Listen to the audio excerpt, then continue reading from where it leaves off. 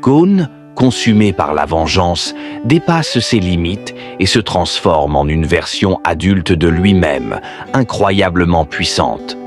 Néferpitou, occupé à soigner Komugi, sent aussitôt l'aura meurtrière qui émane du garçon. Elle hésite. Les paroles du roi résonnent encore en elle. Mais Gon n'a plus aucune retenue. Il n'est qu'à une fraction de seconde de l'éliminer.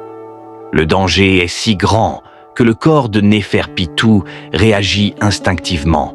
Jamais elle n'a ressenti une telle peur, hormis face au roi. Elle n'a d'autre choix que de dire la vérité. Kaito est définitivement mort. Son corps a été réparé, mais son âme ne reviendra jamais.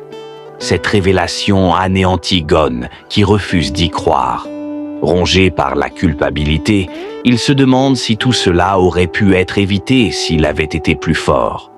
Mais alors qu'il est figé, Néferpitou ignore sa détresse et commence à soigner ses propres blessures, ce qui ne fait qu'attiser la rage de Gon. Si elle s'est soignée, alors pourquoi n'a-t-elle pas sauvé Kaito? Cette pensée le consume et son pouvoir atteint un niveau inédit. Gon se métamorphose complètement, brisant toutes ses limites.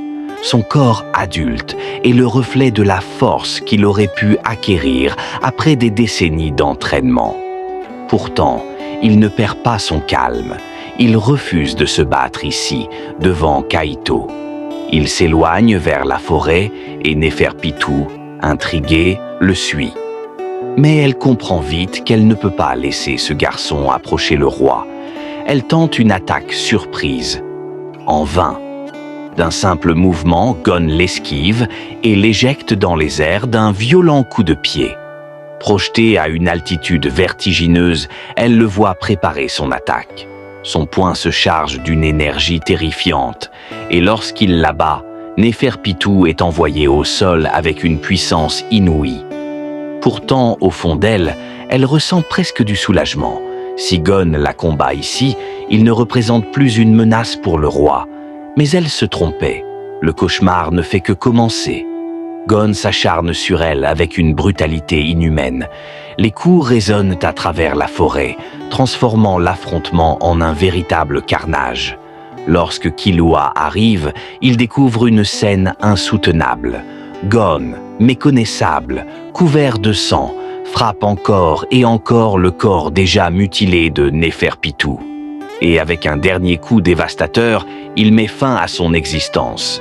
Horrifié, Killua tente de raisonner son ami, mais Gon ne répond pas. Son corps tremble sous l'effet d'une puissance qui aurait normalement nécessité des décennies d'entraînement. Et pourtant, il l'a obtenue en un instant.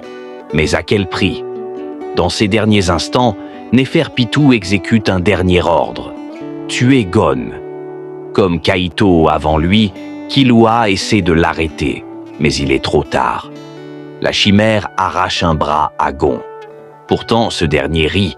Il rit et pleure à la fois, car pour la première fois, il comprend ce qu'a ressenti Kaito. Sans hésiter, il attrape son propre bras et l'utilise comme arme pour clouer ce qu'il reste de Néferpitou au sol. Il concentre alors toute son énergie pour un ultime assaut. Killua crie son nom, tente de l'arrêter, mais Gon est déjà allé trop loin.